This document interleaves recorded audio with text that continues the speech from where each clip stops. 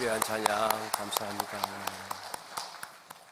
우리 앞뒤 좌우에 계신 분들과 인사합니다. 주님 안에서 사랑합니다.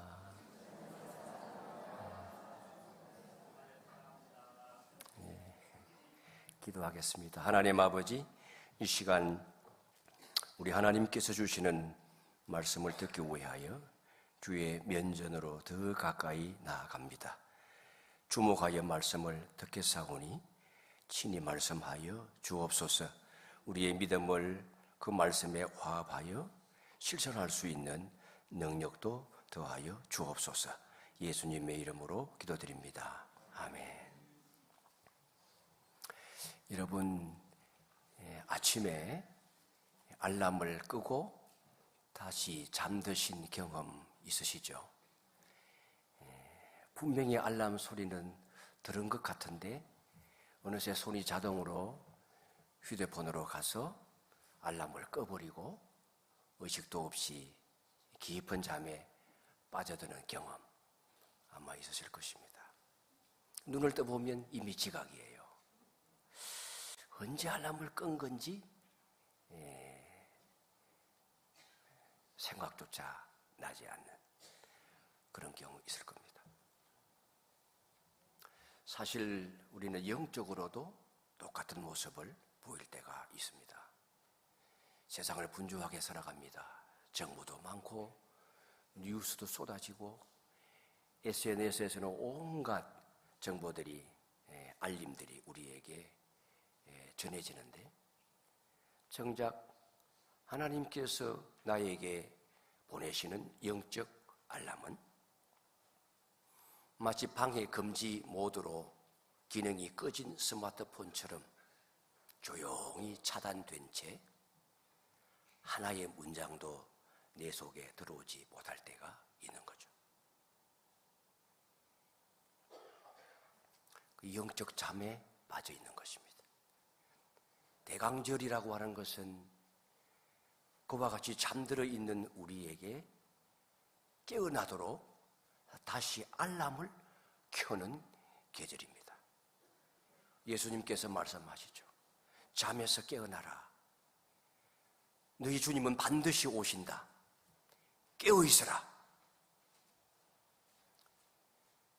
우리 예수님께서 다시 오신다고 하는 것은 우리를 겁주시기 위해서 오는 것이 아니고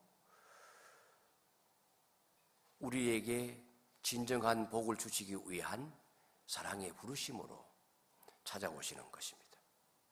잠든 영혼을 깨워서 빛 가운데 걸어가게 하기 위해서입니다. 오늘 우리는 그분의 질문 앞에 섭니다. 너는 깨어 있는가? 아니면 눈 뜬 채로 잠들어 있는가? 함께 이 질문에 대한 답을 찾아보도록 하겠습니다.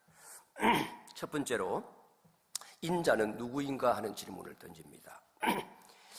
이 인자라고 하는 말이 마태, 마가, 누가, 요한복음에 81번 나오고 이 마태복음에 무려 30번 나와요. 그러면서 우리가 읽은 본문이 들어있는 마태복음 24장에 7번 나옵니다. 가장 집중해 있는 곳이에요. 이 인자라고 하는 표현을 많은 사람들은 종말과 관계해서 등장하게 될 어떤 특별한 존재라고 생각을 해요. 그것도 맞긴 맞지만 이 인자라는 말은 예수님께서 자신을 가장 사랑스럽게 가장 친밀하게 설명하실 때에 불렀던 호칭입니다. 구약의 예언자들부터 장차 오실 메시아에 관하여 언급할 때에 사용한 호칭이죠. 이걸 예수님이 좋아하셨어요. 그래서 마태복음 16장에 보면 예수님께서 제자들에게 물으실 때도 그렇게 물으세요. 사람들이 인자를 누구라 하느냐? 그러니까 이 인자는 예수님 자신이에요. 그런데 오늘 본문에 보면 이 인자가 온다. 인자가 임한다. 인자가 올 것이다. 이런 말씀을 여러 번 하고 있는 거예요. 그 인자가 누구냐? 그가 바로 예수 그리스도이신 것입니다. 이것을 바로 아는 게 왜 중요한가 하면 종말을 이야기할 때에 많은 사람들은 그 종말에 오시는 그분에게 관심을 갖지 아니하고 종말에 일어나게 될 사건에 관심을 많이 갖기 때문에 그렇습니다. 예수님이 말씀하신 대로 징조가 있다고 그랬는데 세상에 종말이 되어지면 땅이 흔들리고 그럼 지진이 언제 일어날까? 민족과 민족이 싸우고 라고 했는데 전쟁은 어디에서부터 시작될까? 러시아와 우크라이나의 전쟁이 종말의 시작인가? 이스라엘과 하마스의 전쟁이 종말의 시작인가? 이런 데 사람들이 관심을 많이 가져요. 적그리스도가 나타난다고 그랬는데 누가 적그리스도일까? 그 적그리스도는 이미 나타났어요. 지금도 있고. 근데 사람들은 다시 나타나게 될 적그리스도에 대하여 관심을 가져요. 도대체 재림의 시간은 언제일까? 근데 여러분, 성경은 이런 사건보다는 지금 마지막 때에 오시는 그분에게 관심이 있어요. 날짜보다도 관계예요. 징조보다 그분의 임재에 초점을 맞추라고 하는 겁니다. 그러니까 우리가 기다리는 것은 이 마지막 때의 일정표가 아니고 주님입니다. 깨어있다고 하는 것은 결국 그 장차 오실 그분을 정확하게 알고 그분을 마음에 모시기 위하여 기대하는 마음, 그 마음에서부터 시작되는 거예요. 그 대강절은 이와 같은 사실을 분명하게 알 필요가 있습니다. 인자가 누구인가? 우리가 기다리는 분이 누구인가? 그러면 진짜 인자는 언제 오시는가? 이런 질문을 다시 던지게 됩니다. 예수님께서는 다시 오실 그 재림의 날짜를 알려주지 않았어요. 정확히 말하면 그 누구도 알 수 없다고 하셨어요. 36절 말씀에 분명히 말하죠. 그러나 그 날과 그때는 아무도 모르나니 하늘의 천사들도 아들도 모르고 오직 아버지만 아시느니라. 자, 그런데도 여러분, 사람들은 계속 날짜에 관심을 가져요. 날짜 계산을 해요. 역사적으로 신학적인 입장을 다양하게 가진 많은 사람들이 나왔는데 그 중에 하나가 세대주의라는 게 있어요. 인류의 모든 역사와 하나님의 구원의 역사를 시간별로 구분을 하는 거예요. 그 단위가 천년식이에요. 천년, 천년, 천년, 천년, 마지막 천년. 이런 식으로 계산을 해요. 그러면서 지금 주님이 오실 때가 임박했다. 그렇게 이야기를 하고 그 날짜를 구체적으로 지정하는 사람들이 있어요.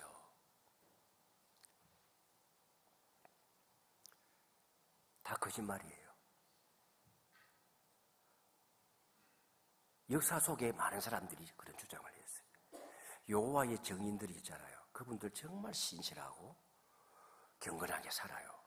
제가 그분들의 삶의 그 리듬에 대하여 들어봤거든요. 근데 역사 속에서는 많은 실수를 저질렀어요. 1800년대 말부터 1900년대 초까지 무려 5번이나 예수님의 재림의 날짜를 발표를 했어요. 근데 그때가 되어도 아무 일이 일어나질 않았어요. 제7일 안식일 예수 재림교 있죠. 그 전신이 밀러라는 사람의 지도하에 모였던 사람들이었는데 19세기 초에 역시 그들도 예수님의 재림의 날짜를 발표를 했어요. 그런데 아무 일이 일어나질 않았어요. 그래서 다 흩어져 버리고 남아있는 사람들이 다시 이어져 오면서 제7일 안식일 예수 재림 교회를 유지하고 있는 거예요. 우리는 다 이단이라고 보고 있어요. 우리나라에 그 당시에 태어나지 아니한 분들도 계시겠지만 1992년도에 이장님이라고 하는 목사가 날짜를 정했어요. 92년도에 몇월 며칠 날 예수님이 재림한다. 재림할 때에 14만 4천 명만 하늘로 들려 휴거하게 될 것이다. 그렇게 했었어요. 그 당시에 이 한국 교회의 혼란스러운 상황을 경험하신 분들이 여기 많이 계실 거예요. 많은 사람이 그 영향을 받았어요. 기존의 교회들도. 그래가지고 부흥회를 열면 막 사람들이 몰려오고, 정말 집회를 열면 막 모여가지고 회개를 하고, 막 재산을 다 틀어서 바치고, 집을 떠나가고, 직장을 그만두고 막 그런 일들이 일어났어요. 어떻게 됐어요? 아무 일도 일어나질 않았어요. 그때 재산 다 정리한 사람들 손해만 봤어요. 이장님 씨는 사기죄로 감옥에 달려갔어요.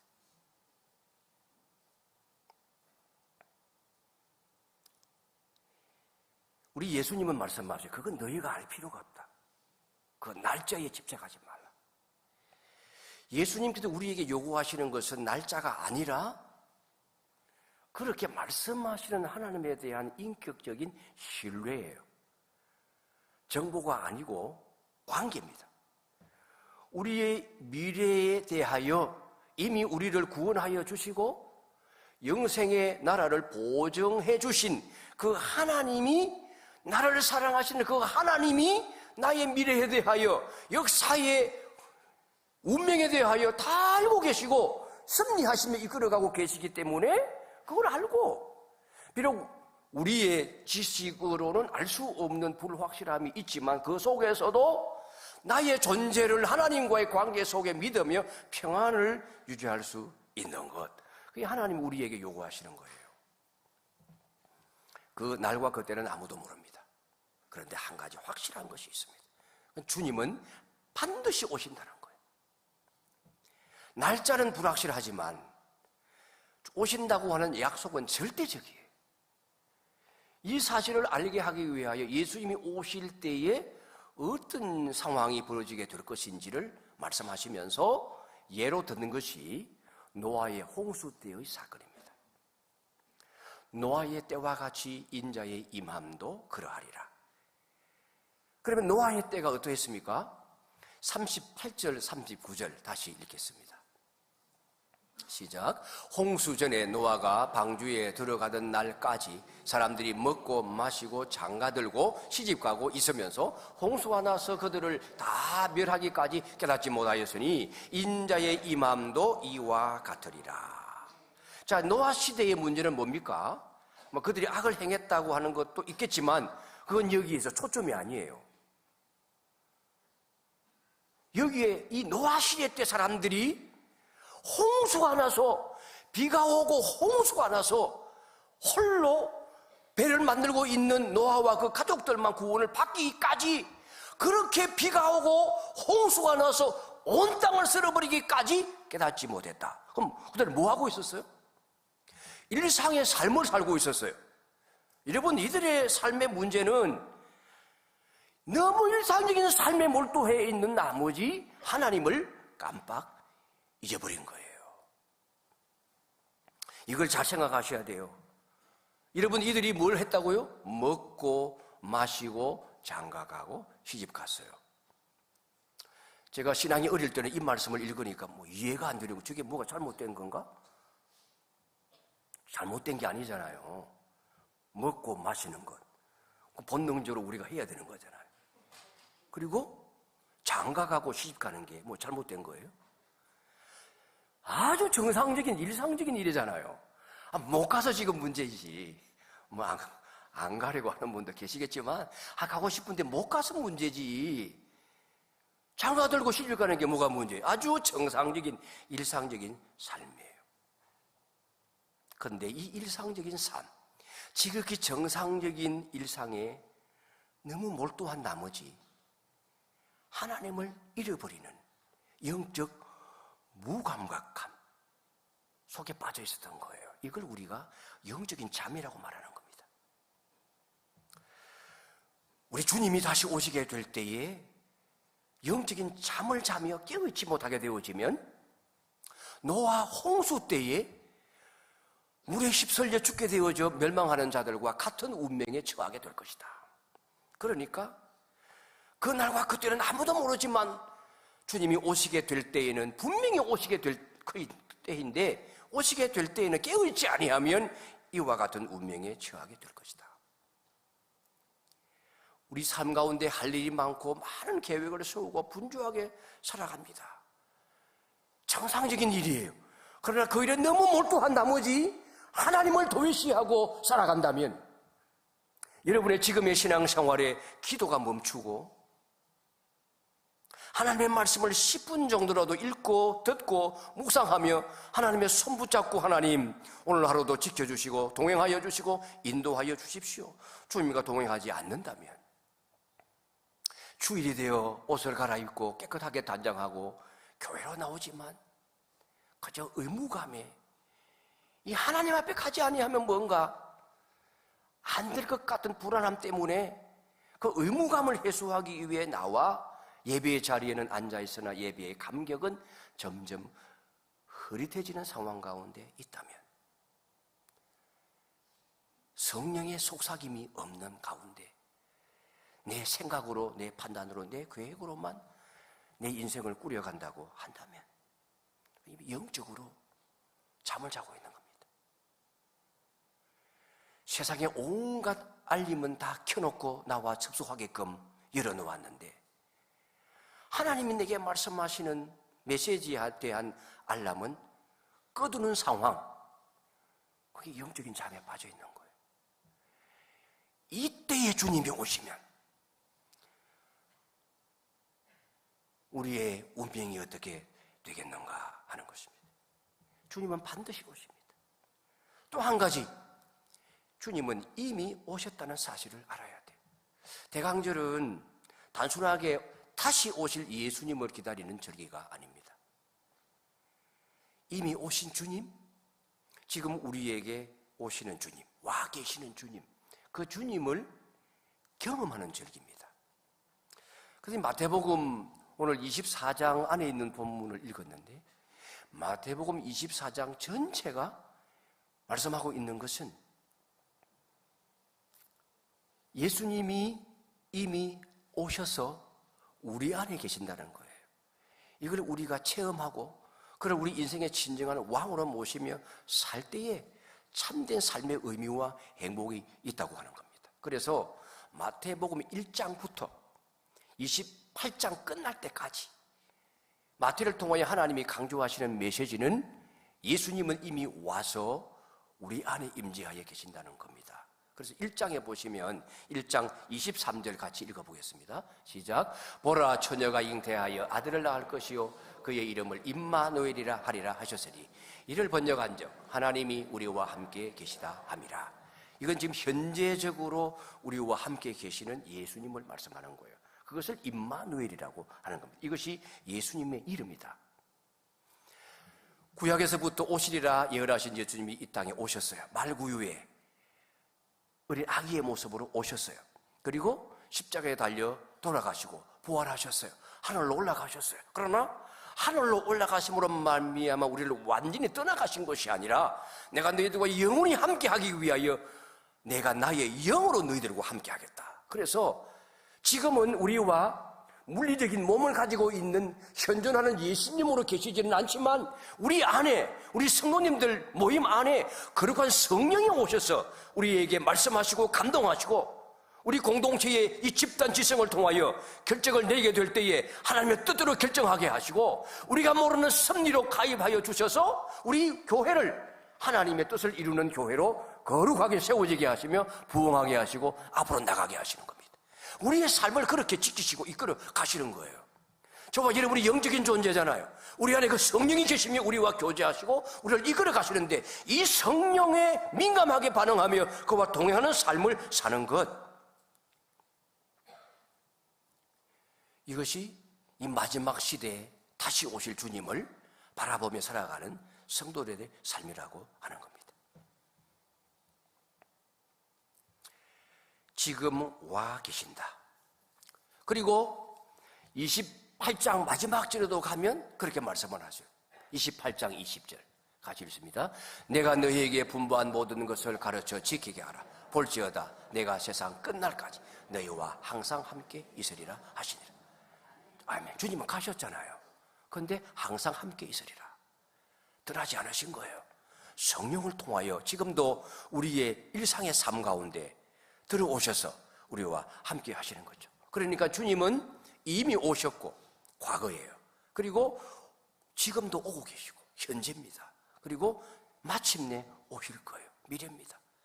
깨어있다고 하는 것은 언제일지 모르는 그 주님의 다시 오실 것을 불안한 마음으로 기다리는 것이 아니라 오늘 내 삶에 오시는 주님을 민감하게 의식하고 그와 동행하며 살아가면 여기가 천국이요, 여기가 하나님의 나라가 임하는 것이요, 하나님이 내 인생의 왕이 되어서 나를 다스리시는 것이고 내 삶은 하나님의 뜻을 이루어 나가는 그와 같은 삶이 되는 것입니다. 그러면 우리는 어떻게 깨어 있을 수가 있습니까? 42절 말씀 같이 읽습니다. 시작. 그러므로 깨어 있으라. 어느 날에 너희 주가 임할는지 너희가 알지 못함이니라. 깨어 있다 하는 것은 무슨 의미입니까? 깨어 있다고 하는 것은 준비된 삶을 말하는 거예요. 언제나 오실 수 있는 분이시기 때문에 주님 오심을 준비하는 삶입니다. 무엇이 주님을 준비하는 삶입니까? 오늘 본문 뒤에 보면 그 설명이 이어지는데 그 내용을 좀 더 확장하여 마태복음에는 25장에서 이것을 주님이 설명하고 있어요. 마태복음 24장과 25장은 함께 읽어야 되는 우리 주님의 하나의 메시지예요. 세트입니다. 그런데 이 25장을 보시게 되면 어떻게 준비해야 되느냐, 그리스도인들이 주님의 오심을 준비하는 삶을 설명하면서 세 가지의 비유를 들어서 말씀하세요.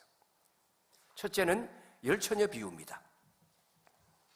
열처녀가 있어요. 이것은 유대 나라에서의 결혼 문화와 관계되어지는 비유입니다. 신랑이 신부를 찾아서 약혼을 하고 나면 다시 집으로 돌아가서 1년 동안 아내를 데려와 살 집을 지어요. 아버지 집에 또 집 방 한 칸을 만드는 거예요. 그리고 다 짓고 나면 돌아와서 신부를 데리고 갑니다. 데리고 갈 때에 10명의 들러리들이, 신부의 들러리들이 함께 참여합니다. 근데 이스라엘의 결혼식은 밤에 이루어져요. 등불이 필요합니다. 그런데 여기 보면 5 처녀는 미련해서 등불만 들었지 기름을 준비를 하지 않은 거예요. 적게 준비했겠죠. 밤을 새고 나니까 불이 다 꺼진 거예요. 근데 지혜로운 처녀는 기름을 계속 채우는 거예요. 그래서 신랑이 왔을 때에 그 불을 켜고 신랑을 맞이하고 잔치집에 함께 들어가는 그와 같은 기쁨과 복을 누리게 되는 것입니다. 그러나 5 처녀는 기름 준비하러 간 사이에 문이 닫혀버렸어요. 내가 너희들을 알지 못한다. 여기에 이 기다리는 시간, 그 기다리는 시간이 아무리 길어도 주님이 언제 오실지 계속 기다리는데 그 기다리는 시간이 아무리 길어도 꺼지지 않는 신앙의 등불을 켜고 지내는 거예요. 이건 신앙의 지속성입니다. 그러니까 신앙생활이라고 하는 것은 그저 일순간 재미있게 짧게 끝나버리는 이벤트가 아니고 지루한 듯 보이지만 끊임없이 지속되어지는 시간. 깨어있는 사람은 오래 기다립니다. 포기하지 않아요. 그래서 오늘도 적지만 기름을 계속 채워가는 거예요. 그 신앙의 지속성을 유지하는 것, 이것이 주님의 오심을 준비하는 삶이라고 하는 겁니다. 그게 열처녀 비유예요. 두 번째 비유는 달란트 비유입니다. 주인이 각각에게 다른 분량의 달란트를 주어요. 그런데 그 달란트를 가지고 전혀 쓰지 아니하고 한 달란트 그대로 간직하는 사람이 있어요. 그러나 적게 받았든 많이 받았든 남기는 사람이 있어요. 그러니까 달란트 비유는 맡은 자리에서의 충성을 강조하는 겁니다. 얼마나 많이 남겼느냐가 중요한 게 아니에요. 충성을 보는 겁니다. 신실한 믿음, 사람들이 보아주지 않아도 맡은 일을 성실하게 감당하는 거예요. 결과가 많지 않고 당장 보이지 아니해도 끝까지 맡은 자리에서 충성을 다하는 거예요. 하나님 앞에서 충성된 마음을 지키는 것, 이게 깨어있는 삶이에요. 주님이 오시게 되어지게 될 때 이러한 자들이 주님의 환영을 받는 거예요. 세 번째, 양과 염소의 비유입니다. 여기 우리 주님이 오시게 되어지면 심판하실 것인데 양과 염소로 갈라놓을 것이다. 왼쪽으로 오른쪽으로 두 패로 갈라지게 될 것이다. 누가 오른쪽으로 양이 있는 곳으로 갈라지게 될 것이냐? 많은 것 바치고 엄청난 업적을 남긴 사람이 아니다. 무엇이냐? 아주 작은 사랑을 실천한 사람이다. 아주 지극히 작은 자에게, 세상 사람들이 모두 무시하는 사람에게, 모두가 업신여기는 사람에게 냉대하지 아니하고 조그마한 자비를 베푼 자가 바로 주님에게 한 자이다. 사랑의 실체를 말하는 겁니다. 목마른 자에게는 물 한 컵을 주는 거예요. 목마른 자에게는 물 한 컵만큼 귀한 게 없어요. 그 순간에는 돈을 100만 원, 1000만 원 줘도 그보다 더 귀한 것이 물 한 모금이에요. 근데 그것이 우리 주님을 대접한 것과 같은 사랑의 행위가 될 것이라고 말씀합니다. 우리 주변에 이 어려움에 처하고 낙심 가운데 빠져 있는 사람, 그런 사람에게는 그냥 내몰라라 하고 그냥 스쳐 지나가기보다도 그저 한마디 짧은 위로가 얼마나 힘이 되는지 모릅니다. 지쳐있는 사람들에게 어깨 한번 두드려주고 위하여 기도할게요 라고 하는 말이 얼마나 큰 힘이 되는지 모릅니다. 우리 가족들의 수고를 이해하면서 오늘도 고생했다, 수고했다, 그 작은 배려, 이 평범한 사랑의 씨앗들이 우리 주님이 기뻐하시는 준비라고 하는 거예요. 깨어있는 삶의 기준이 무엇이냐? 그건 지식이 아니라 사랑이에요. 말이 아니라 섬김이에요. 그래서 깨어있는 삶은 준비하는 삶이고, 우리 주님이 언제 오셔도 기꺼이 반갑게 맞이할 수 있도록 준비하는 삶은 끝까지 믿음을 지속하는 삶, 우리 하나님을 끝까지 믿고 주님만이 구세주이심을 믿는 믿음을 잃지 않는 삶, 그리고 충성으로 열매 맺고 사랑으로 증거하는 삶, 사랑의 열매를 맺는 삶, 그것이 준비하는 삶입니다. 어떻게 깨어 있을 수 있는가? 우리 주님이 말씀하시는 것은 바로 이런 것들이에요. 그런데 이 깨어있는 삶을 위해서 우리 주님께서 말씀하시는 것이 뭔가 하면 심판이라고 하는 요소입니다. 사람들은 심판이라고 하면 두려운 장면을 먼저 떠올려요. 그런데 이 성경에서 하나님이 우리에게 말씀하시는 심판은 그와 다른 거예요. 한스 퀴잉이라고 하는 신학자가 말하기를 하나님의 심판은 정죄의 폭탄이 아니라 정화시키는 불이다, 그런 말씀을 했어요. 심판은 우리를 정죄하는 것이 아니라 우리를 깨끗하게 만드는 하나님의 정화의 수단이라고 하는 겁니다. 그런데 마지막 날이 되어지면 우리의 행한 바를 따라 심판하실 것이라고 말씀했는데, 이 심판의 그 기능이 있기 때문에 우리는 그 심판에 대한 주님의 그 마음을 알기 때문에 세상을 살아가면서 더욱더 우리 자신을 정결케 하고 하나님 앞에 바로 서는 삶을 살아갈 수가 있게 되는 것입니다. 우리 안에 있는 거짓됨, 교만함, 폭행, 우리 안에 있는 죄가 얼마나 많습니까? 근데 하나님의 심판은 이 모든 것들을 불태워버리는 거예요. 성령으로 불태우고 하나님 중심적인 존재로 살아가도록 변화시키는 거예요. 더 사랑이 흐르는 존재로 우리를 빚어가시는 사랑의 손길이 하나님의 심판의 행위입니다.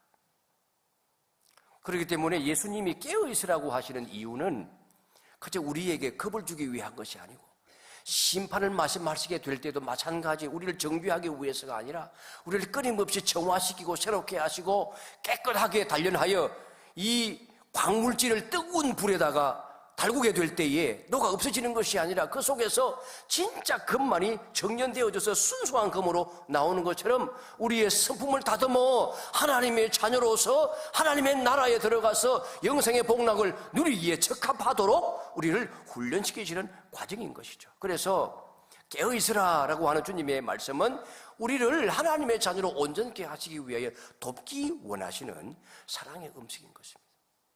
따라서 깨어있다라고 하는 것은 결국은 무엇으로 결론이 나는가 하면 사랑으로 살아가는 것으로 연결되어집니다.